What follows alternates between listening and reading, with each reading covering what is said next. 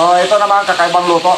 Sa bagay, nakatikim na ako nito yung pritong alimasag nung nagbakasyon ako sa Pilipinas sa Dampa.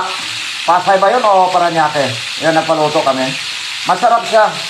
Kaya lang may mga ingredients yun na hinahalo, hindi ko alam kung paano. Pero sa akin, ibang style lang. Bali yung pinakaano ko lang dito, asin lang. At saka sariwa pa yung alimasag, makita niyo naman, mayroon pang aligyo. Yun yung kulay dilaw, aligyo yan. Mataba.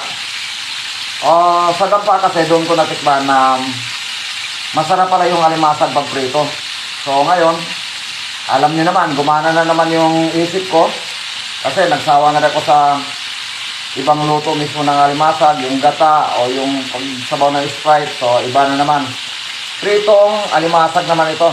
Yun, natikman ko to sa Pilipinas nung nagbakasyon ako.